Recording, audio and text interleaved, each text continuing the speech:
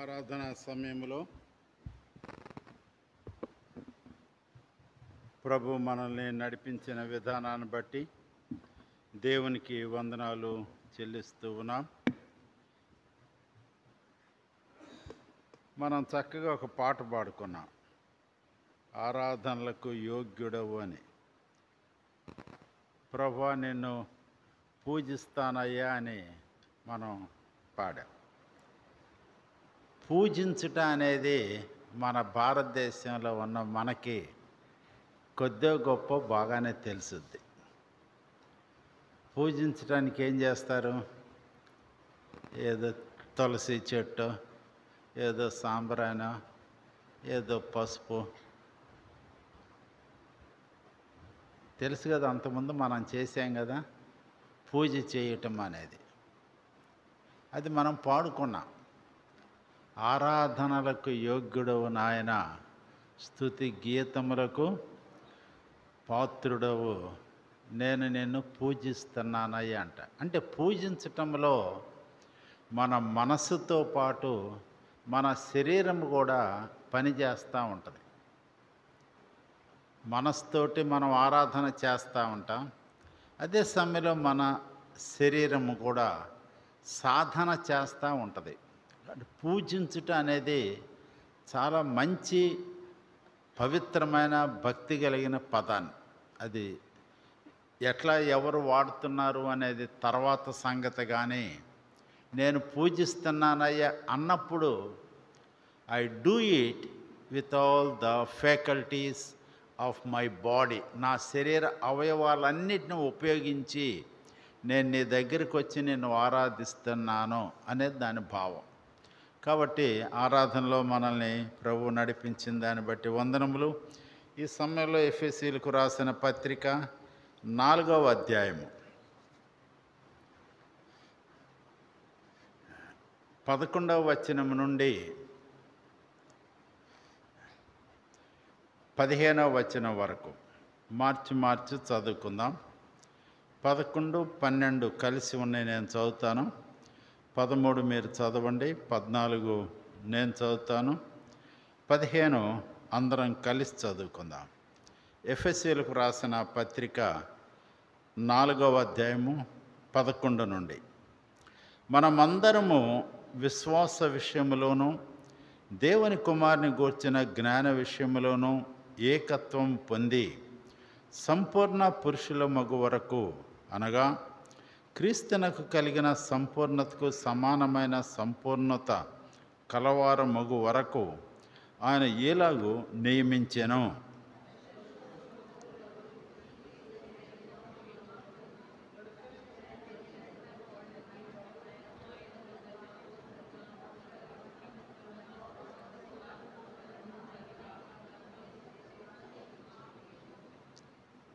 అందువలన మనం ఇక మీదట పసిపిల్లలమై ఉండి మనుషుల మాయోపాయముల చేత వంచనతోనూ తప్పు మార్గమునకు లాగు కుయుక్తితోనూ గాలికి కొట్టుకొని పోవునట్లు కల్పింపబడిన ప్రతి ఉపదేశమునకు ఇటు అటు కొట్టుకొని పోవు అలల చేత ఎగరగొట్టబడిన వారమైనట్లుండక ప్రేమ కలిగి సత్యము చెప్పుచు క్రీస్తు వలె ఉండుటకు మనం అన్ని విషయములలో ఎదుగుదాము. ప్రార్థన చేసుకుందాం. ప్రేమ కలిగిన ప్రభువా, మీరు మా కొరకు వ్రాసి పెట్టిన నీ పరిశుద్ధ లేఖనములను బట్టి వందనాలు చెల్లిస్తున్నాము నాయన. ఆయా సంఘములకున్న ప్రభువా, నీ ఆత్మ ద్వారా నీ దాసులను ప్రేరేపించి నాయన వ్రాయించుకున్న ఈ పత్రికలను బట్టి కూడా నీ స్తోత్రం చెల్లిస్తున్నాం. ఎఫ్ఎస్సిలో ఉన్నటువంటి పరిశుద్ధులను మీరు ప్రేమించిన ఆయన, వారి యొక్క ఏర్పాటును వారికి గుర్తుకు తీసుకొని వస్తూ వ్రాయబడిన ఈ పత్రికను మేము కొన్ని మాటలు చదువుకున్నాము నాయన. ఈ వాక్య భాగాన్ని మా అందరి ఆత్మీయ జీవితాల కొరకు మీరు ఆశీర్వదించవలసిందిగా కోరుకొనుచున్నాం.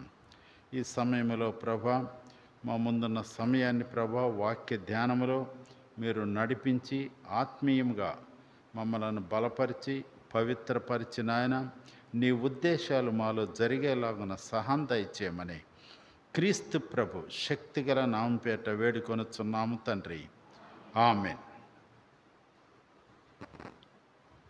ఎఫెస్ నగరం మహానగరము. It's a great city. దాంట్లో అర్తమీ దేవి యొక్క గుళ్ళు, గోపురాలు, ఆరాధన, వెండి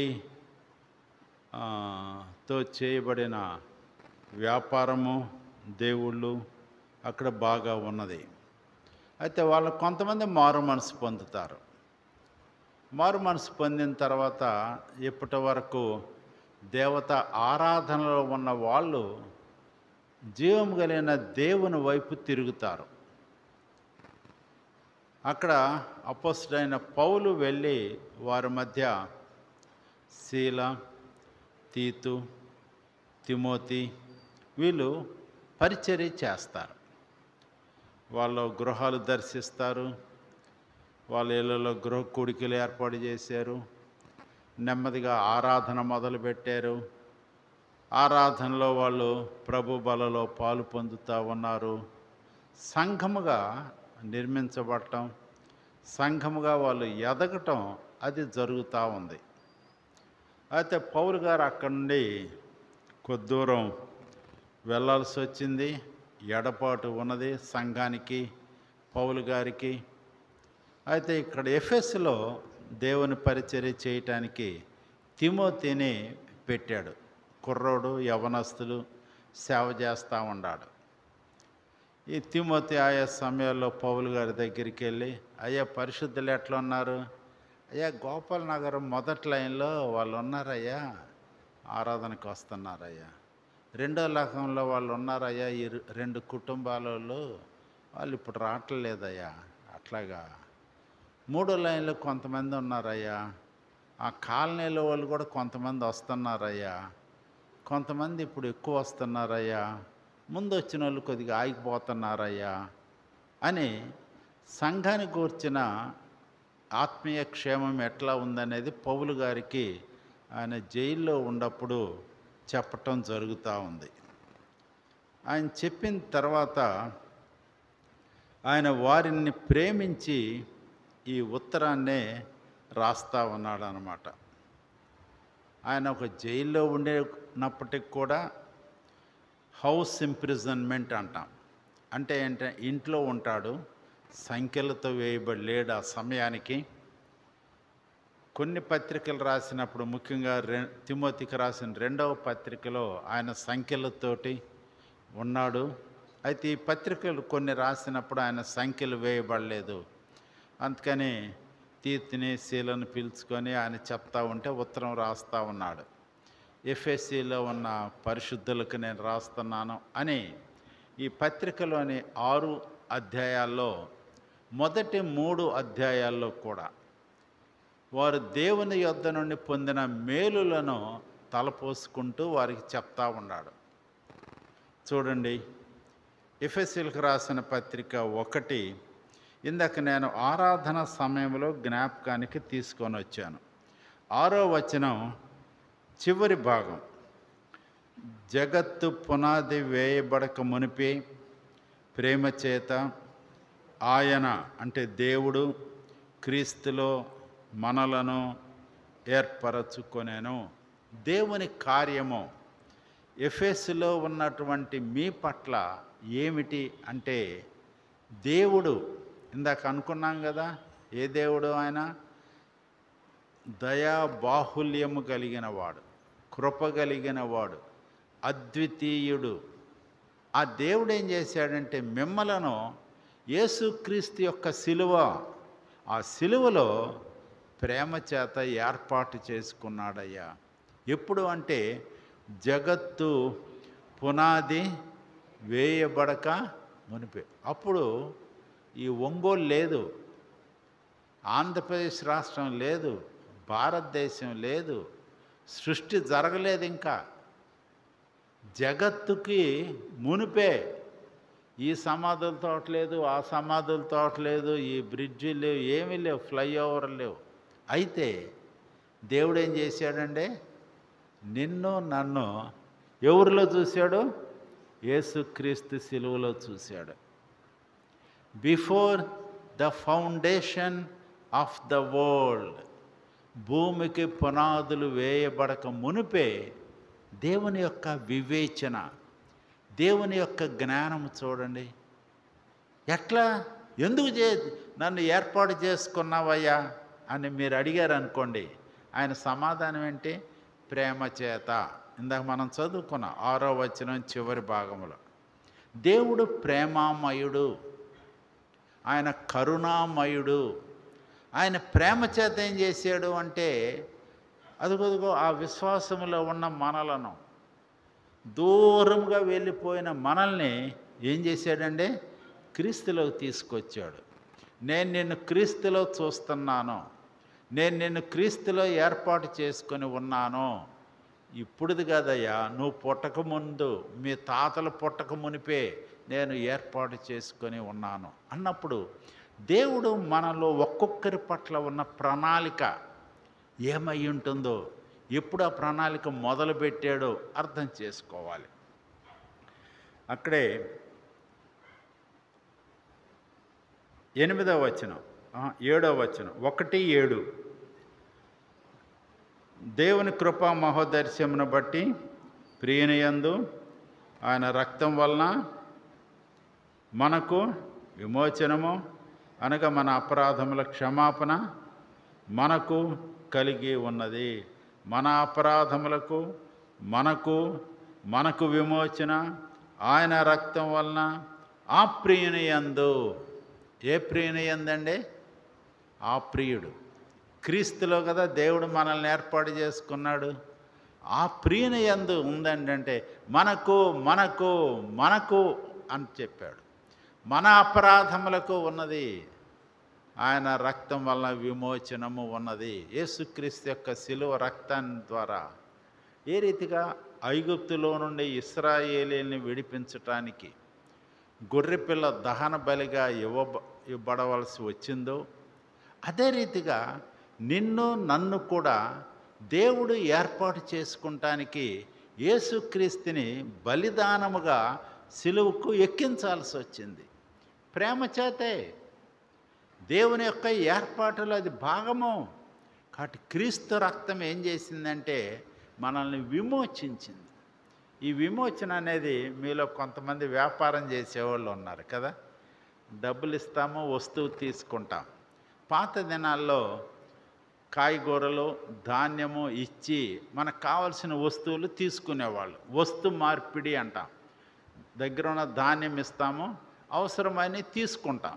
ఇప్పుడైతే అంత డబ్బులే.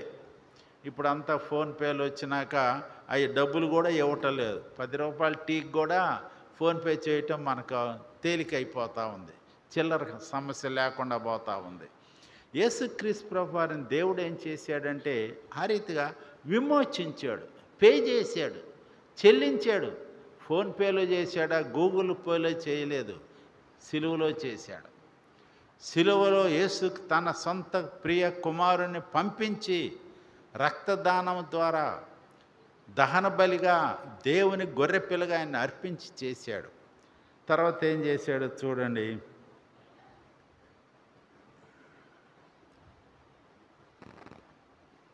13వ వచనం చివరి భాగం.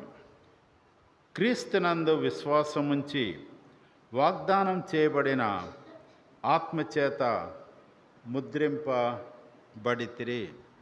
We are sealed, we are stamped by the holy spirit of God. దేవుడు ఏం చేశాడంటే తన ఆత్మను పంపించాడు. యేసుక్రీస్తు ప్రభువారు ఆరోహణమై వెళ్ళిపోయిన తర్వాత దేవుడు పరిశుద్ధాత్మ దేవుణ్ణి పంపించాడు. మన మారు మనసు ఆత్మ కార్యం. మనం వాక్యం వింటున్నాం, వాక్యం విన్న తర్వాత మనకు ఒప్పుదల కలుగుతుంది. అయ్యో ఈ బలహీనత నాలో ఉంది, అయ్యో ఈ పాపము నాలో ఉంది, ఈ అక్రమము ఈ అవినీతి నాలో ఉన్నది. మనలో మార్పు వస్తూ ఉంది. ఎందుకంటే దేవుని వాక్యం మనల్ని ప్రోత్సహిస్తూ ఉంది, మనలో చేసిన బలహీనతలు బయటికి తీసుకొని వస్తూ ఉంది. దేవుని యొక్క ఆత్మ, నువ్వు దేవుని దగ్గర ఒప్పుకో.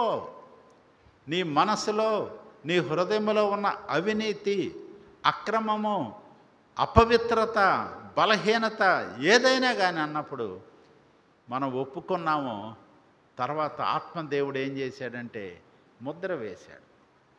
ఏం ముద్ర? ఈమె నాకు చెందింది, ఈయన నాకు చెందాడు. మనకి ఎంఆర్ ఆఫీసులో ఇప్పుడు సచివాలయాలు వచ్చినాయి అనుకోండి, ముద్రలు, స్టాంప్. ముద్ర లేకుండా ఏదన్నా సర్టిఫికేట్, ఇన్కమ్ సర్టిఫికేటో ఏదన్నా వస్తే చెల్లదు. ముద్ర ముఖ్యం, ముద్ర చూస్తారు. కాబట్టి దేవుడు ఏం చేశాడంటే మనల్ని ముద్రించాడు. పరిశుద్ధ జనముగా, రాజులైన యాచక సమూహముగా, దేవుని సొత్తైన ప్రజలనుగా దేవుడు మనల్ని ఒక సంఘముగా ఆయన సమకూర్చాడు. సమకూర్చిన మనల్ని ఏం చేశాడు? 2వ అధ్యాయము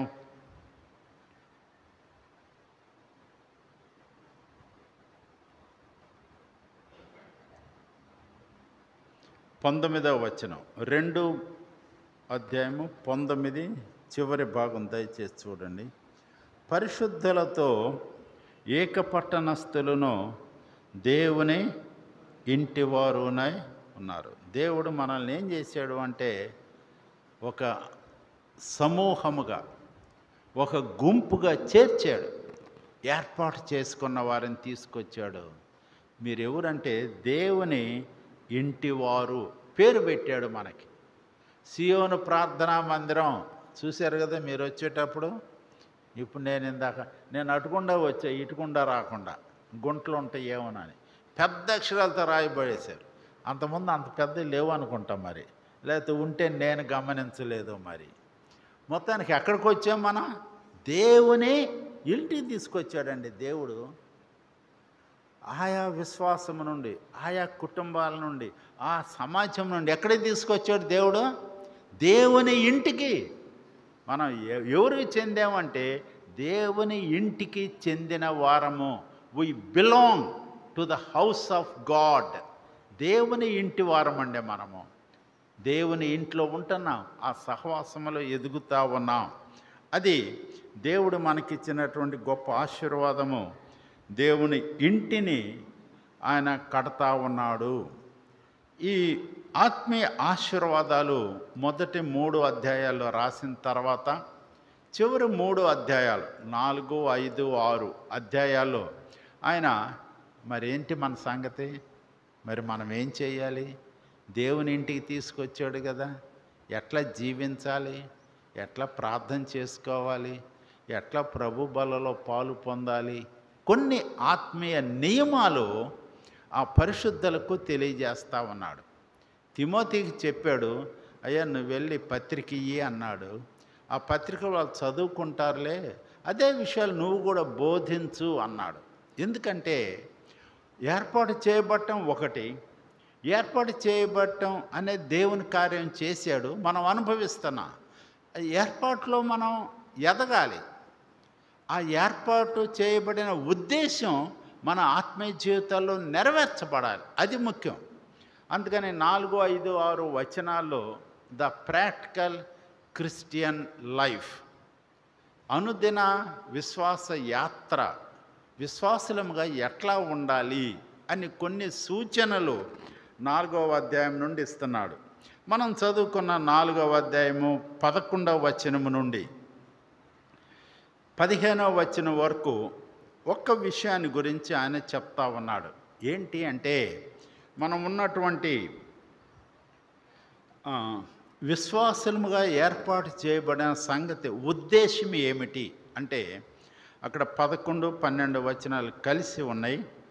అక్కడ ఏకత్వము పొంది అంటాడు ఆయన. దేవుని ఉద్దేశం ఏంటి? ఏకత్వము పొంది అంటే ఏంటంటే ఐక్యత కలిగి ఉండాలి. అంటే మనలో ఐకమత్యము కలిగి ఉండాలి. అయ్యా మీరు వస్తున్నారు కదా ఆరాధనకి, మంచిదే, కానీ మనలో ఏముండాలి? ఏకత్వము పొందాలి. పొందానండి అని ఈ వారం అంటాం, మళ్ళీ వచ్చే వారం ఏమంటాడంటే దేవుడు నువ్వు పొందాలి అంటాడు. అంటే నేను పొందేశానండి, అయిపోయిందంటే 10 సంవత్సరాల క్రితం అని మనలో ఎవరం అనలేము. కానీ ఏకత్వము పొందుట అనేది మనం చేయాల్సిన పని. చూడండి అక్కడ, మనమందరము విశ్వాస విషయములోనూ దేవుని కుమారుని గూర్చిన జ్ఞాన విషయములోనూ ఏకత్వము పొంది. ఇక్కడ కొన్ని క్రియలు ఆయన చెప్తున్నాడు, 1 2 3 4 5 అనేది. ఇవి మనం చేయాల్సిన పనులు అన్నమాట. అందుట్లో మొదటిది ఏంటంటే ఏకత్వము పొందుట అనేది. ఏకత్వం ఎవరు పొందాలి? 11వ వచనం ఆరంభం చూడండి. మనమందరము ఎవరు చేయాల్సిందండి? ఒకవేళ మనం అనుకోవచ్చు, కాదులే ఇదంతా రమేష్ అన్న వాళ్ళ కుటుంబం వాళ్ళు, కాదులే సుందర్రావు అన్న ఉన్నాడు, వెంకటేశ్వర్లు అన్న ఉన్నాడు, రామారావు గారు, ప్రభాకర్ రావు గారు, వాళ్ళు కాదు. మనము అందరము అంటే ప్రతి ఒక్కరూ ఉన్నారు. చిన్నపిల్లలు ఉన్నారు, యవనస్తులు ఉన్నారు, పెద్దవాళ్ళు ఉన్నారు, వృద్ధులు కూడా ఉన్నారు. అందరం కూడా ఏం చేయాలి అంటే ఏకత్వము పొందాలి. అంటే మనం అందరం కూడా ఐక్యత అనేది ఒక్క విషయంలో కలిగి ఉన్నాం. చూడండి, కొద్దిగా మనం పైన చూచినట్లయితే 4వ వచనం, 4:4 శరీరం ఒక్కటే, ఆత్మ ఒక్కడు, పిలుపు విషయమా ఒక్కటే నిరీక్షణ, ప్రభువు ఒక్కడే, విశ్వాసం ఒక్కటే, బాప్తీసం ఒక్కటే, తండ్రి అయిన దేవుడు ఒక్కడే. అంటే వీటన్నిటిలో ఒక్కడే ఒక్కడే ఒక్కటే అంటే ఆ యూనిటీ అనేది ఉంది వాటిలో. అది దేవుని యొద్ద నుండి మనకు పొందిన ఐక్యత. బాప్తీసం ఒక్కటే, దేవుడు ఒక్కడే, యేసుక్రీస్తు ఒక్కడే, మనం పొందిన రక్షణ ఒక్కటే, విశ్వాసం ఒక్కటే అన్నారు. అంటే దేవుని యొద్ద నుండి పొందిన ఐక్యత అది. The unity we received from God, దేవుని యొద్ద నుండి పొందిన ఐక్యత అది. అది రాసిన తర్వాత ఆయన ఏమంటున్నాడంటే మనమందరం కూడా ఐక్యతలోకి రావాలి. మాకు దేవుడిచ్చాడు, నేను బాప్తీసం తీసుకున్నాను, విశ్వాసం ఉంచాను, నిరీక్షణ ఉంది, దేవుడి దగ్గరికి వస్తున్నాను, అయిపోయింది కాదు. దేవుని యొద్ద నుండి పొందిన ఐక్యతను మనం ఏం చేయాలి? మనమందరము సండే స్కూల్లో ఉన్నవాళ్ళు కానీ, యూత్ మీటింగుల్లో ఉన్నవాళ్ళు కానీ, పెద్దలు కానీ, వృద్ధులు కానీ, యవనస్తులు కానీ అందరం కలిసి సాధించుకోవాలి. దేవుడు మన నుండి ఆశిస్తున్నాడు. మనల్ని ఒక కప్పు కిందకి తీసుకొచ్చాడు. కప్పు కిందకి తీసుకొచ్చిన తర్వాత దేవుడు తన ఉద్దేశాలు మనలో నెరవేర్చాలి అని ఆశపడుతున్నాడు. ఈ ఐక్యత మనమందరం కలిసి పొందాల్సింది. ఇది 2 అంశాలు ఇక్కడ చెప్తున్నాడు 11వ వచనములో. చూడండి, ఆ రెండేంటి? ఒకటి విశ్వాస విషయంలో, రెండవది దేవుని కూర్చిన జ్ఞాన విషయంలోనూ ఏకత్వం అనేది మనం పొందాలి అంటున్నాడు. అంటే విశ్వాస విషయంలో ఐక్యత ఉన్నది. ఒకే యేసుక్రీస్తునందు విశ్వాసం ఉంచాం, ఒకే యేసుక్రీస్తు రక్తములో మనం అందరం కూడా కడగబడ్డాం, ఆ యేసుక్రీస్తు రక్తం చేత మనం అందరం కూడా కొనబడ్డాం. కాబట్టి విశ్వాస విషయంలో మనం అందరం కూడా అదే విశ్వాసం కలిగి ఉన్నాం. అదే సమయంలో ఏమంటున్నాడంటే యేసుక్రీస్తుని గురించిన జ్ఞాన విషయంలో కూడా మనం అందరం కూడా ఐక్యతలోకి రావాలి. దేవుని కుమారుని గూర్చిన జ్ఞాన విషయంలో ఒకవేళ ఒక్కొక్కరిని అయ్యా నీ సాక్ష్యం చెప్పు అంటే, మనం దేవుని గురించి నేను రక్షణలోకి వచ్చాను, బాప్తీసం తీసుకున్నాము, ఆరాధనలో పాలు పొందుతున్నాను, బల్లలో పాలు పొందుతున్నాను, ఈ అందరం చెప్తాం. అది అంతేనా అంటే కాదు. వ్యక్తిగతంగా నా కుటుంబంలో నుండి, నా ఆత్మీయ విశ్వాసము, నా పరిస్థితుల్లో నుండి నేను ఎదుగుతూ ఉన్నాను. నేను యేసుక్రీస్తు యొక్క జ్ఞానమందు చూసారా, ప్రార్థన చేసుకుంటా ఉన్నాను, కుటుంబంగా మేము ప్రార్థన చేసుకుంటున్నాము. దేవుని కుమారుడైన యేసుక్రీస్తు గురించిన జ్ఞానము విషయంలో మేము ముందుకు వెళ్తున్నాం. అట్లాగే మేము కూడా ముందుకు వెళ్తున్నాం. కాబట్టి ఈ ఏకత్వము అనేది దేంట్లో నుండి రావాలి? ఒకటి విశ్వాస విషయంలో, రెండోది ఏంటి? దేవుని కుమారుని గూర్చిన జ్ఞానం విషయంలో. అంటే ఏంటి? బైబిల్ చదువుకుంటున్నాం, కొంత అర్థం చేసుకుంటున్నాను. మీరు బైబిల్ చదువుకుంటున్నారు, కొంత అర్థం చేసుకుంటున్నారు. వీటన్నిటి విషయంలో మనం అందరం కూడా దేంట్లోకి రావాలి? ఐక్యతలోకి రావాలి. రావాలి అంటే ఆరాధనకు రావాలి, ప్రభు వల్ల పాలు పొందుతూ ఉండాలి, సహవాసంగా కూడుకుంటూ ఉండాలి, సహవాసంగా ఎదగాలి. అప్పుడు మనం యేసుక్రీస్తు యొక్క జ్ఞానము విషయంలో ఏకత్వంలోనికి రాగలుగుతాం. నేను ఎంత అర్థం చేసుకున్నానో, మీరు ఎంత అర్థం చేసుకున్నారో, మనమందరం కలిసి యేసుక్రీస్తులో ఎదిగే వారముగా ఉండాలి. మాకు రక్షకుడుగా తెలుసు, మాకొర తిరిగి వచ్చే రాజుగా తెలుసు. అది ఒక్కటి మాత్రమే కాదు, కానీ అన్ని విషయాలలో అనేది ఇక్కడ పౌలు గారు జ్ఞాపకం చేస్తున్నాడు. ఒక ప్రశ్న వేస్తాను మిమ్మల్ని. ఎందుకు మీలో ఏకత్వము ఈ రెండు విషయాల్లో అవసరమని అడుగుతున్నాడు? చెప్పండి. ఎందుకు అడుగుతున్నాడు పౌలు? మారుమనసు పొందారు కదా, విశ్వాసం ఉంది కదా, ఎదుగుతున్నారు కదా, ఆరాధనకు వస్తున్నారు, బైబిల్లో ప్రభు బలలో పాలు పొందుతున్నారు కదా. అయినను కానీ వాళ్ళలో ఏమి లేదు, ఐక్యత లేదు. అరే, మనం అనుకుంటాం అది ఎట్లండి? ఒకే విశ్వాసం కదా, ఒకే యేసుక్రీస్తుని గురించిన జ్ఞానం కదా. అంటే కొద్దిగా తెలుసుకొని నాకు అంతా తెలుసు అనుకుంటున్నా, ఇంకా కొద్దిగా తెలుసుకొని నాకు అంతా తెలుసు అనుకుంటున్నా, ఇంకా కొద్దిగా తెలుసుకొని నాకు అంతా తెలుసు అనుకుంటున్నాం. కానీ అందరం కూడినప్పుడు సహవాసంగా ఐక్యతలో ఆ ఏకత్వం అనేది ఆ జ్ఞానం విషయంలో కానీ విశ్వాస విషయంలో కానీ రావటం లేదు. విశ్వాసంలో కొద్దిగా బలహీనంగా కొంతమందే ఉన్నాం. ఉండవలసిన విశ్వాసం మనలో ఉండటం లేదు.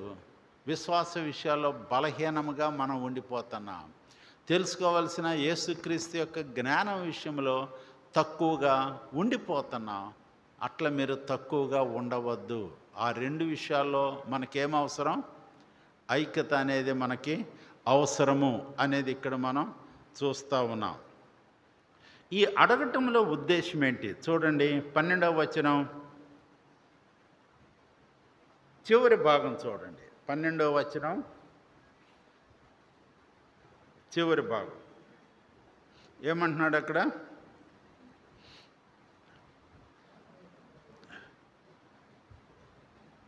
ఆయన ఎలాగో నియమించెను. నా ప్రశ్న ఏంటంటే, ఎవరు ఆయన? అంటే ఎవరు? ఆయన అంటే మన ప్రభు, లేకపోతే మన ప్రభు అని యేసుక్రీస్తు వారు. ఏం చేశాడు ఆయన? ఎలాగో నియమించాడు. అంటే దేవుని యొక్క ఉద్దేశం, దేవుని యొక్క దర్శనము, దేవుని యొక్క ప్రణాళిక ఏమిటి అంటే ఏకత్వం అనేది కలిగి ఉండాలి. తర్వాత 2-3 విషయాలు కూడా మనం చూడబోతున్నాం. కాబట్టి ఇదంతా కూడా ఎవరిది అంటే, మేమేదో ఎష్కోల్ నుండి వచ్చి ఇక్కడేం నియమించలా. ఎవరు నియమించారు? ఆయన నియమించాడు. ఎవరి కోసం నియమించాడు? మనందరి కోసం. మనమందరం కూడా విశ్వాస విషయాల్లో ఏకత్వం కలిగి ఉండాలి. మనమందరం కూడా యేసుక్రీస్తు జ్ఞానంలో ఎదగాలి అనే విషయాలు దేవుడు మన పట్ల ఆ ఉద్దేశం కలిగి ఉన్నాడు. కాబట్టి దేవుని ఉద్దేశాన్ని మన ఆత్మీయ జీవితాల్లో మనం నెరవేర్చే బిడ్డలంగా ఉండాలి. దేవుని ఉద్దేశంలో నుండి మనం ప్రక్కకి వెళ్ళిపోకూడదు. దేవుని ఉద్దేశం ఉంటే ఉండొచ్చు, నా ఉద్దేశం అది కాదు, దేవుని ఉద్దేశం నేను నెరవేర్చలేను అని మనం అనకూడదు. ఎందుకంటే ఒక ఇంటిలో మనం చేరి ఉంటున్నాం. ఒక శరీరంలో అవయవాలు ఏ రీతిగా అనేకమైనా కానీ ఒకే పని ఒకే శిరస్సు కింద పనిచేస్తుందో, అదే రీతిగా మనము కూడా కలిసే ఉండాలి. కానీ నాకు గిట్టదు, నాకు అనుకూలం కాదు, నాకు వీలు కాదు, మీరంతా చేసుకోండిలే, నాదేదో నేను చూసుకుంటానులే అనేది అనకూడదు.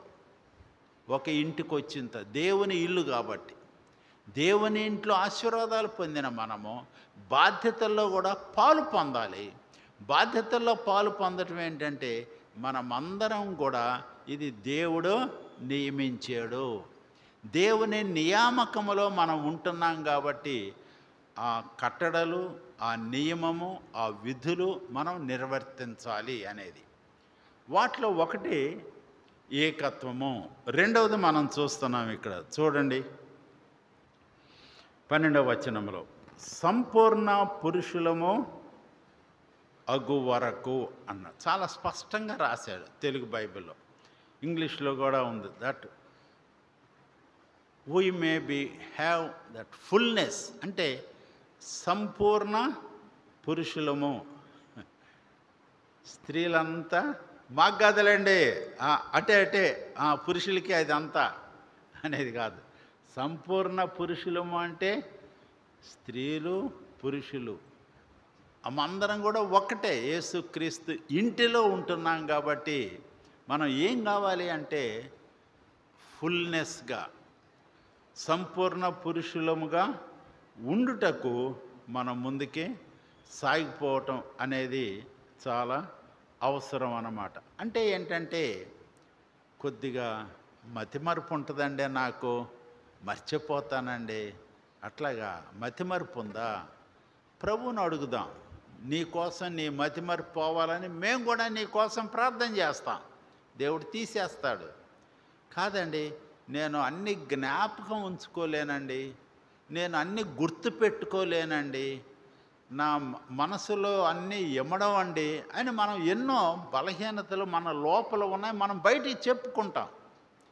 ఇవన్నీ నేను సంపూర్ణంగా ఉండలేకపోతున్నాను అని మనం చెప్పుకుంటాం. అంటే ఏంటంటే పొందాలని ఆశ ఉంది, ఆ పరిపక్వత, మెచ్యూరిటీ అనేది నేను పొందలేక వెనకబడిపోతూ ఉన్నాను. దేవుని ఉద్దేశం ఏంటంటే అక్కడ మీరు పొందండి, సంపూర్ణతలోకి రండి, బీ ఫుల్, బీ కంప్లీట్. మనం అందరం కూడా కంప్లీట్గా ఉండటానికి సిద్ధపడాలి. అంటే నాలో ఉన్న కొరత, నాలో ఉన్న కొద్దితనము ఏమై ఉంటుందో, లేమి ఏమై ఉంటుందో, బలహీనత ఏమై ఉంటుందో అవి తీసివేసుకొని ఆన్ టు మెచ్యూరిటీ, సంపూర్ణంగా ఉండేలాగున నా విశ్వాస విషయాల్లో నేను ముందుకు సాగిపోవాలి. అట్లా నేనే కాదు, మనమందరము ఈ నియమము చొప్పున ముందుకు వెళ్ళటం అనేది చాలా అవసరం అన్నమాట. అందుకని ఆయన ఏమంటాడంటే దానికి వివరణ ఇస్తూ, క్రీస్తుకు కలిగిన సంపూర్ణతకు సమానమైన సంపూర్ణత, ఆ మెచ్యూరిటీ, కంప్లీట్నెస్ అనేది మనకి ఎక్కడ చూడాలి అంటే యేసుక్రీస్తులో చూడండి. యేసుక్రీస్తులో ఉన్న కంప్లీట్నెస్ ఎట్లా ఉందో కాదండి, ఆయన దేవుడు అండి, ఆయన పరిశుద్ధుడు అండి, ఆయనకి సరిపోయిందండి అది. నేను మానవుణ్ణండి, నిజమే, కానీ ఆన్ టు మెచ్యూరిటీ, దానికి మనం సంపూర్ణులుగా ఉండే దారిలో మనం ఎదుగుతున్నాం. ఇంకా ఎదుగుతాను, ఇంకా పొందుతాను, ఇంకా పొందుతాను. ఎంతవరకు అంటే యేసుక్రీస్తులో ఉన్న సంపూర్ణతకు సమానమైన సంపూర్ణత వచ్చేటంత వరకు నేను సాగిపోతాను, ఇంకా సాగిపోతాను, ఇంకా సాగిపోతాను అనేది మన యొక్క నమ్మకమై ఉండాలి. అయితే దేవుడు ఏం చేశాడు దీని కొరకు చూడండి. 13వ వచనం చివరి భాగం, 13వ వచనం చివరి భాగం ఏం చేశాడు? ఆ వచనం అంతట్లో కొందరిని కొందరిని కొందరిని కొందరిని ఏం చేశాడు?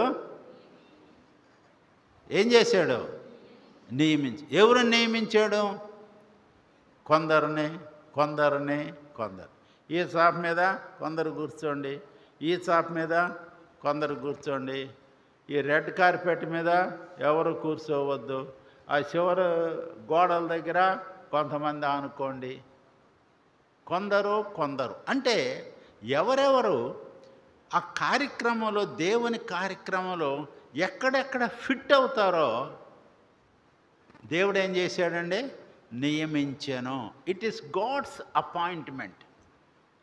వేరే మాయ్, నా ఇల్లేది, నేనుకున్న పరిస్థితులు, ఆర్థిక ఇబ్బందులు ఏంటి, విశ్వాస విషయాల్లో ఎదిగేటప్పుడు నాకున్న బలహీనతలు ఏమిటి, ఇటువంటి కొన్ని నాకుంటాయి. మీకేం కొన్ని ఉంటాయి? మీ వ్యాపార విషయంలో కానివ్వండి, లేకపోతే మీ అనుదిన ప్రార్థనా విషయాల్లో కానివ్వండి, అనుదినము వాక్యాన్ని ధ్యానించుకునే విషయాల్లో కానివ్వండి, కలిసి ఆరాధనకు వచ్చే విషయాల్లో కానివ్వండి, ప్రభు బలలో పాలు పొంది విశ్వాసంగా ఎదిగే విషయాల్లో కానివ్వండి, ఒక్కొక్కరికి ఏ ఏ విషయాల్లో ఏది అవసరమో అది దేవుడు ఏం చేశాడు? నియమించాడు. It is God's appointment. నేను కాదు అని అనలేను, నేను దాన్ని ఒప్పుకోవాలి, అంగీకరించాలి. ఒకటి, దాంట్లో ముందుకు పోవాలి. అయ్యా నువ్వు నన్ను ఈ కుటుంబంలో, అయ్యా సార్ దీంతో నేను యాగలేకపోతున్నాను అయ్యా, నువ్వేందయ్యా దీంతో కాపురం చేయమన్నావు, నాకు వద్దయ్యా, ఏమని తీసేసేయి, యాగలేకపోతున్నాను. ఓరి ఉదయం 5 గంటల నుండి ఎక్కట యాగమంటావయ్యా అని మనం అంటాం. దేవుడు ఏమంటాడు? నేను దీనిని నియమించాను.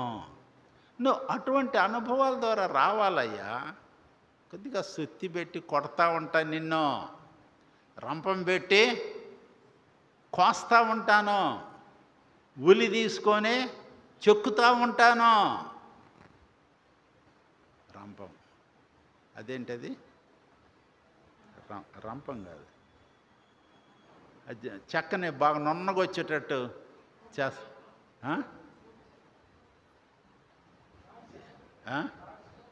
బాడిసితా ఉలితే కొడతా ఉంటాను. నేను ఆ పని చేసి వచ్చే కానీ మర్చిపోయినా. అవన్నీ కాలేజీలో ఉన్నప్పుడు నా టేబుల్, నా చైరు నేను సొంతగా చేసుకున్నాను. రంపం అంటే కోసేది బాడిసే.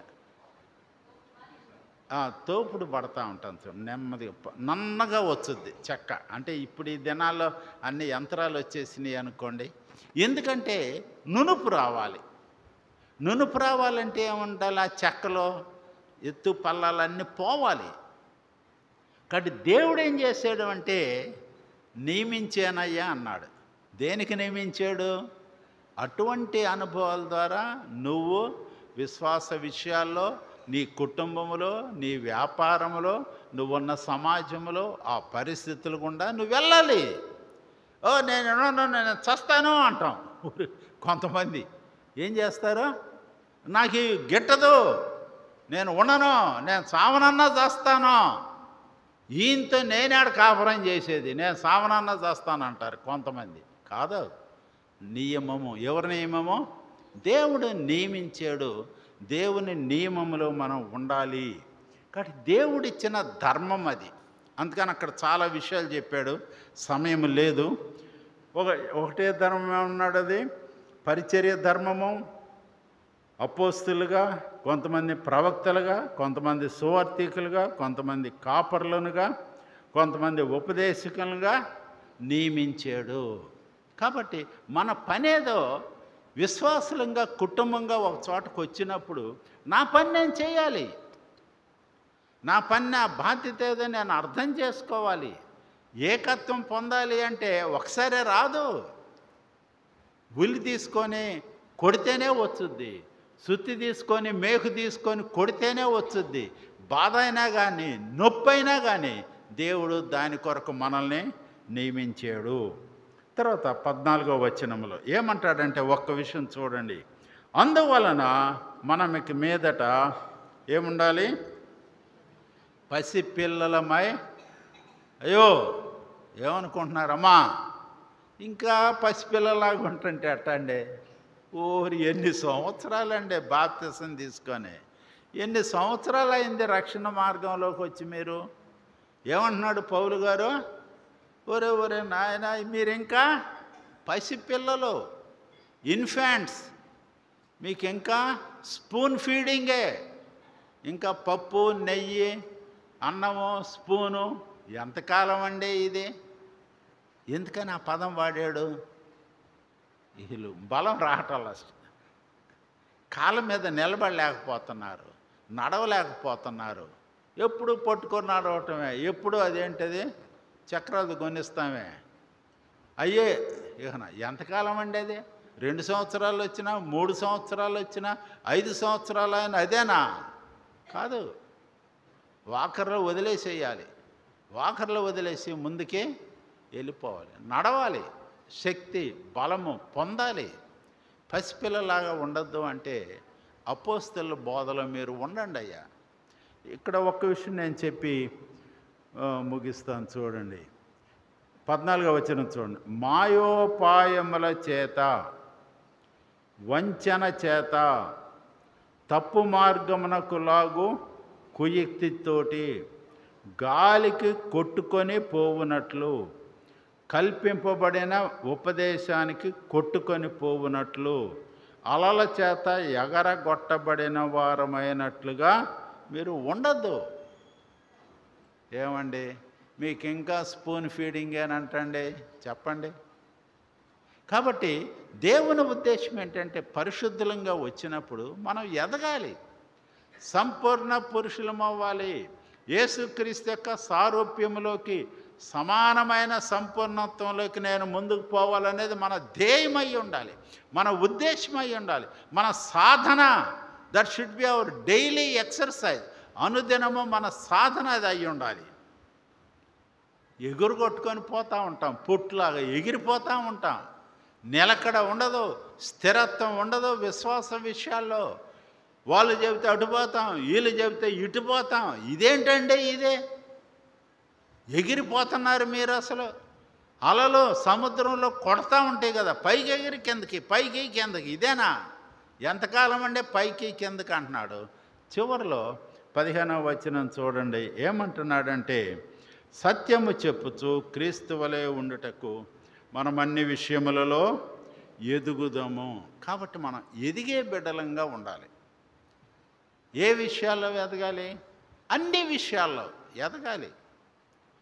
ప్రార్థన, కుటుంబ ప్రార్థన, దేవుని వాక్య ధ్యానము, ఆరాధన, ప్రభు బల్ల, సహవాసము, నియామక కూటాలు, ఇంటి దగ్గర ఈ క్రీస్తు వలె ఉండుటకు, క్రీస్తు కలిగిన మనస్సు కలిగి ఉండటానికి, దేవుని దయను పొందటానికి, బలహీనతలు కట్టుకోవటానికి, బలం కలిగి నిలబడటానికి మనం అన్ని విషయములలో ఏమవ్వాలి? మనం ఎదగాలి.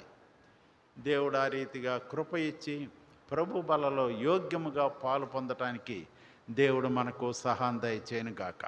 ప్రార్థన చేసుకుందాం.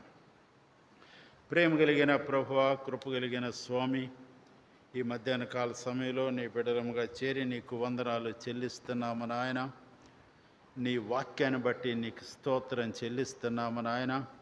పరిశుద్ధులంగా, నీ బిడ్డలంగా, కుటుంబంగా కట్టబడాలని, మీరు ఎదగాలని ఆశపడుతున్నారు. అందుకని నీకు స్తోత్రం చెల్లిస్తున్నా. ఈ వాక్యాన్ని ప్రభా మాలో ఫలింపులో తీసుకురండి నాయన. ఎవరికి వారమే నాకింతే అన్నట్టుగా కాకుండా నాయన, ఒక కుటుంబంగా మేము కలిసి ఎదగాలి, నీ సంపూర్ణతకు రావాలి నాయన. మీరిచ్చిన నియామకంలో మేము ఉండాలి నాయన. పసిపిల్లలలాగా చిన్న చిన్న మనస్పర్ధనలు, చిన్న చిన్న బలహీనతల్లో కొట్టుకొని పోకుండా సహాయం దయచేయము నాయన. ఎగిరిపడే జీవితాలు తీసివేయండి నాయన. మనం అన్ని విషయాల్లో ఎదిగే బిడ్డలంగా మమ్మల్ని చేయము. ఆ రీతిగా మీరు మా మధ్య ఉంచిన బలను బట్టి వందనములు. బలలో యోగ్యముగా, ప్రార్థనాపూర్వకంగా, యథార్థంగా పాలు పొందే ధన్యత మాకు దయచేయమని యేసు నామమున వేడుకొనుచున్నాం తండ్రి, ఆమేన్. ఆ రీతిగా ప్రార్థనలో ఉందాం. ప్రభువులో పాలు పొందేలాగా మనల్ని సిద్ధం చేసుకుందాం.